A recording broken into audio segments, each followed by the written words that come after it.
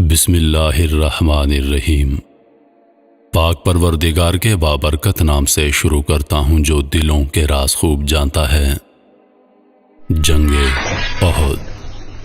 غزوہ بدر میں اللہ تعالیٰ نے مسلمانوں کو شاندار فتح عطا فرمائی، جس میں مسلمانوں کے ہاتھوں قریش کے کئی سردار اور با اثر افراد مارے گئے، جن میں ابو جہل سر فہرست تھا۔ جنگ بدر کے مارکے کے بعد غزوات کا سلسلہ اور تیز ہو گیا۔ جنگ احد وہ جنگ تھی جس میں ایک غلطی کے سبب مسلمانوں کو بڑی تکلیف دہ صورتحال سے پالا پڑا اور انہیں وقتی طور پر شکست کا بھی سامنا کرنا پڑا۔ تاریخ اسلام میں غزوہ سے مراد وہ جنگیں ہیں جن میں خود نبی کریم صلی اللہ علیہ وآلہ وسلم نے شرکت بھی کی اور جنگ بھی لڑی۔ غزوہ بدر سمیت دیگر غزوات میں مسلمانوں کو غیر معمولی کامیابی اور ان کی طاقت اور مکہ میں ان کی برتری کے پیش نظر کفار مکہ یہ بات تسلیم کرنے پر مجبور ہو گئے کہ مسلمان اب ان کے مقابلے میں کسی سے کم نہیں رہے۔ غزوہ بدر کی شکست نے مشرکین مکہ کی شان و شوکت کو خاک میں ملا دیا تھا۔ جنگ بدر سے واپسی پر مشرکین مکہ نے قسم کھائی تھی کہ جب تک مسلمانوں سے بدلہ نہ لے لیں غسل جنابت نہیں کریں گے۔ مشرکین ایک طرف تو مسلمانوں سے اپنی ہار اور توہین کا بدلہ لینا چاہتے تھے، دوسری طرف ان تجارتی راستوں پر بھی دوبارہ قبضہ کرنا چاہتے تھے جن پر مسلمانوں نے فتح بدر کے بعد ناکہ بندی کر رکھی تھی۔ جنگ بدر میں ابو جہل کی ہلاکت کے بعد اب قریش مکہ کا سردار ابو سفیان تھا۔ ابو سفیان، اس کی بیوی ہندا اور ایک یہودی قابل اشرف کفار کے دلوں میں بدلے کی آگ بھڑکانے میں پیش تھے۔ ہندا نے اپنے گھر میں شعر و شاعری کے محافل سجانا شروع کر دی جن میں وہ اشعار کے ذریعے جنگ کی ترغیب دی تھی۔ ابو سفیان نے اسی مقصد کے پیش نظر جنگ احد کے کچھ عرصہ قبل مدینہ کے قریب ایک یہودی قبیلے کے سردار کے ہاں کچھ دن کے لیے رہائش اختیار کی تاکہ مدینہ کی صورتحال کا مکمل جائزہ لیا جا سکے۔ ابو سفیان کی قیادت میں مکہ میں بیت اللہ شریف میں ایک اجلاس ہوا جس میں یہ فیصلہ کیا گیا کہ ایک جنگ کی تیاری کی جائے، ایک بڑی جنگ لڑی جائے جس میں مسلمانوں کی طاقت کا زور توڑ دیا جائے اور تجارتی راستوں پر دوبارہ قبضہ کر لیا جائے۔ جنگی بھرپور تیاری کی گئی، اس مقصد کے لیے بے شمار مال و دولت جمع کیا گیا۔ 3000 سے زیادہ سپاہی تیار کیے گئے جن میں 700 زرہ پوش تیار کیے گئے، ان کے ساتھ ساتھ 200 گھوڑے، 300 اونٹ اور کچھ عورتیں بھی تیار کی گئیں جو اشعار پڑھ کر مشرکین کو جوش دلائیں گی۔ ابو سفیان کی بیوی ہندا نے یہ ارادہ کر لیا تھا کہ وہ حضرت محمد صلی اللہ علیہ وآلہ وسلم کے چچا حضرت حمزہ رضی اللہ عنہ کا کلیجہ چبائے گی۔ اس مقصد کو پورا کرنے کے لیے ہندا نے اپنے غلام کو تیار کیا۔ بالآخر 625 عیسوی کو کفار مکہ کا یہ لشکر مسلمانوں سے مقابلہ کرنے کے لیے مکہ سے روانہ ہو گیا۔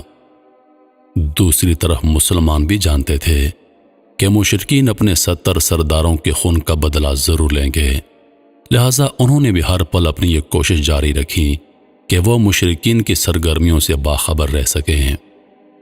شوال 3 ہجری میں حضرت صلی اللہ علیہ وآلہ وسلم کو ان کے چچا حضرت عباس رضی اللہ عنہ جو مکہ میں رہائش پذیر تھے، ان کی طرف سے اطلاع ملی کہ کفار مکہ کا 3000 افراد پر مشتمل ایک لشکر مدینہ کی طرف بڑھ رہا ہے۔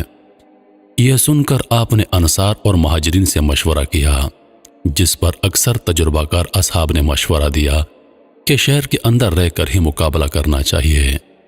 منافق عبداللہ بن ابی نے بھی یہی فیصلہ دیا، جبکہ نوجوان صحابہ کے گروہ نے اس بات پر اصرار کیا کہ شہر سے باہر نکل کر دشمن سے مقابلہ کیا جائے۔ باہمی مشورے کے بعد بہرحال حضرت علی رضی اللہ عنہ نے فیصلہ کیا کہ شہر سے باہر نکل کر دشمن کا مقابلہ کریں گے، اور 6 شوال دوپہر جمعہ کی نماز کے بعد حضور اکرم نے صحابہ کرام کو استقامت رہنے کی تلقین کی۔ اس کے بعد مسلمان 1000 افراد کے لشکر کے ساتھ مدینہ سے روانہ ہو گئے۔ اشواق کے مقام پر منافق عبداللہ بن ابی 300 سواروں کے ساتھ لشکر سے علیحدہ ہو گیا اور بہانہ یہ بنایا گیا کہ وہ جنگ شہر کے اندر رہ کر لڑنا چاہتا تھا اس کا مشورہ نہیں مانا گیا، اس لیے وہ لشکر سے علیحدہ ہو رہا ہے۔ ایک عام اندازے کے مطابق جبل احد وہ مقام ہے جس پر یہ جنگ لڑی گئی، جبکہ اصل میں احد ایک پہاڑی سلسلے کا نام ہے۔ یہ پہاڑی سلسلہ تقریباً 1 میل لمبا ہے۔ اسی پہاڑی سلسلے کے دامن میں 700 مسلمانوں کا لشکر، جس کی پشت پر یہ پہاڑی سلسلہ تھا اور سامنے مدینے کا شہر تھا، اور جنوب میں جبل رمات۔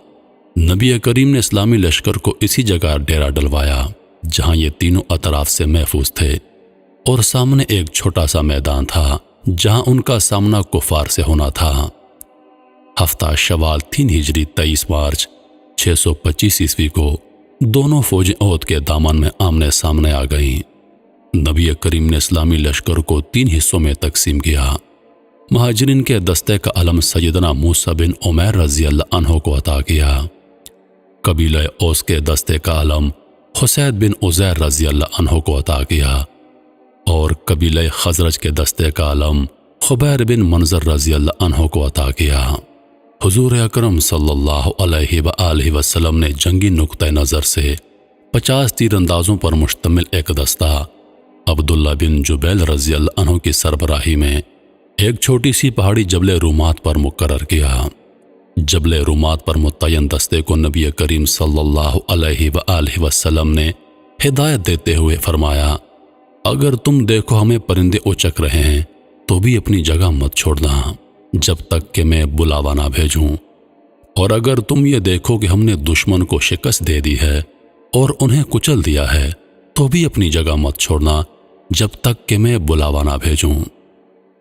جبل رومات پر موجود ان تیر اندازوں کے دستے کا اصل کام دشمن کو جنوب کی طرف سے حملہ کرنے سے روکنا تھا، جبکہ ایک دستہ دائیں جانب تھا اور دوسرا دستہ بائیں جانب۔ اس کے علاوہ ان دونوں دستوں کے آگے آگے ایسے ممتاز اور منتخب مسلمان رکھے گئے تھے جن کی جانبازی اور دلیری زبان زد عام تھی اور جنہیں ہزاروں کے برابر مانا جاتا تھا۔ یہ تھی مسلمانوں کی جنگی ترتیب اور حکمت عملی۔ دوسری جانب مشرکین نے بھی اپنے لشکر کی گروہ بندی کر رکھی تھی۔ ان کا سپہ سالار ابو سفیان تھا جس نے لشکر کے عین بیچوں بیچ اپنا مرکز بنا رکھا تھا۔ دائیں جانب خالد بن ولید سالار تھے چونکہ وہ ابھی مسلمان نہیں ہوئے تھے، اور بائیں جانب کے سالار اکرمہ بن ابو جہل تھا۔ پیدل فوج کی کمان صفوان بن امیہ کے پاس تھی اور تیر اندازوں پر عبداللہ بن ربی مقرر ہوئے۔ جنگ کا آغاز مشرکین کے علم بردار طلحہ بن ابی طلحہ نے کی۔ اس نے مسلمانوں کو للکارا۔ اس کی للکار پر سیدنا زبیر رضی اللہ عنہ مسلمانوں کے لشکر سے نکل کر مقابلے کے لیے آئے۔ زبیر رضی اللہ عنہ نے آگے بڑھ کر ایک زوردار وار کیا اور اس پہلے ہی وار میں طلحہ کو جہنم واصل کر دیا۔ طلحہ کے گرتے ہی اس کا جھنڈا اس کے بھائی عثمان نے اٹھا لیا اور پھر اس نے مسلمانوں کو للکارا۔ اس پر سیدنا حمزہ رضی اللہ عنہ آگے بڑھے اور عثمان کو بھی جہنم واصل کر دیا۔ اس طرح قریش کے علمبردار ایک کے بعد ایک مسلمانوں کے ہاتھوں مرتے رہے۔ اس کے بعد عام لڑائی شروع ہو گئی۔ دونوں لشکر ایک دوسرے پر ٹوٹ پڑے۔ اس گھمسان کی لڑائی میں مسلمانوں کا پلڑا بھاری رہا، جبکہ مشرکین شکست کو عنقریب پا کر بھاگنا شروع ہو گئے۔ اپنی شاعری سے انہیں جوش دلانے والے خواتین بھی بھاگ کھڑی ہوئیں۔ مسلمانوں نے بہت پھرتی سے مشرکین کو گھیرے میں لے لیا اور انہیں قتل کرنا شروع کر دیا۔ مسلمان فتح کے بے حد قریب تھے کہ جبل رومات پر موجود تیر اندازوں کے دستے سے وہ غلطی ہو گئی جس نے جنگ کا پاسا ہی پلٹ دیا۔ ہوا کچھ یوں کہ جبل رومات پر موجود تیر اندازوں کے دستے نے ہدایت کے برعکس جب یہ دیکھا کہ مسلمان مشرکین پر غالب آ گئے ہیں تو وہ امیر دستہ عبداللہ بن جبیر کے منع کرنے کے باوجود اس پہاڑی سے اتر گئے اور صرف 10 تیر اندازوں نے امیر کے حکم پر پہاڑی کو نہ چھوڑا۔ مشرکین کے دائیں دستے کے سپہ سالار خالد بن ولید نے جب دیکھا کہ مسلمانوں کی جنگی اہمیت کا حامل دستہ پہاڑی سے نیچے اتر رہا ہے تو اس موقع کا فائدہ اٹھاتے ہوئے انہوں نے اپنے دستے کو ساتھ لیا اور پہاڑی کا چکر کاٹتے ہوئے درہ تک پہنچ گئے۔ وہاں انہوں نے سیدنا عبداللہ بن جبیر رضی اللہ عنہ اور ان کے ساتھ موجود 10 ساتھیوں کو شہید کر کے مسلمانوں پر پیچھے کی طرف سے حملہ کر دیا۔ اس طرح 700 مسلمانوں کا وہ لشکر جو اب تک مشرکین پر حاوی تھا 3000 مشرکین کے لشکر کے گھیرے میں آ گیا۔ اسی اثناء میں میدان جنگ میں نبی کریم صلی اللہ علیہ وآلہ وسلم کی شہادت کی جھوٹی افواہ پھیل گئی۔ یہ خبر سن کر اکثر صحابی ہمت ہار گئے، کچھ ادھر ادھر کی پہاڑیوں پر چڑھ گئے اور کچھ نبی کریم صلی اللہ علیہ وآلہ وسلم کے ساتھ رہے اور ان کی بھرپور حفاظت کرتے رہے۔ لڑائی کے دوران ایک پتھر نبی کریم صلی اللہ علیہ وآلہ وسلم کے دندان مبارک پر لگا اور آپ کے 2 دانت شہید ہو گئے۔ جب صحابہ کرام کو پتا چلا کہ آپ صلی اللہ علیہ وآلہ وسلم حیات ہیں تو وہ پہاڑوں سے نیچے اتر آئے۔ مسلمانوں کو پلٹ کے آتا دیکھ کر مشرکین مکہ میدان جنگ سے بھاگ نکلے۔ 70 مسلمانوں کی لاشیں میدان جنگ میں خون اور مٹی میں لت پت پڑی تھیں۔ کفار نے اپنے انتقام کی آگ کو اس طرح ٹھنڈا کیا کہ ان میں سے اکثر کے ناک اور کان کاٹ لیے۔ ان شہداء میں نبی کریم صلی اللہ علیہ وآلہ وسلم کے چچا حضرت حمزہ رضی اللہ عنہ بھی شامل تھے، جن کو ابو سفیان کی بیوی ہندا کے کہنے پر ویشی نامی ایک غلام نے شہید کر دیا تھا اور ہندا نے ان کا کلیجہ چبا لیا تھا۔ سرور کائنات صلی اللہ علیہ وآلہ وسلم نے جب چچا کی لاش دیکھی تو آپ دیدہ ہو گئے مگر صبر کیا۔ نبی کریم صلی اللہ علیہ وآلہ وسلم کی ہدایت پر تمام شہداء کی لاشوں کو میدان احد میں ہی دفن کر دیا گیا۔ بعض لوگ اس جنگ کو مسلمانوں کی شکست مانتے ہیں، جبکہ بعض کے خیال میں یہ جنگ بے نتیجہ نکلی، لیکن یہ بات یقینی ہے کہ کفار مکہ اس جنگ میں فتح یاب نہ ہو سکے۔ البتہ مسلمانوں پر اس جنگ میں یہ بات واضح ہو گئی کہ نبی کریم صلی اللہ علیہ وآلہ وسلم کی ہدایت پر عمل نہ کرنے یا ان کی جنگی حکمت عملی نہ ماننے کا کیا نتیجہ نکل سکتا ہے۔ اگر جبل رومات پر تعین تیر اندازوں کا وہ دستہ اپنی جگہ نہ چھوڑتا تو مسلمان اس جنگ میں کامیاب ہو جاتے۔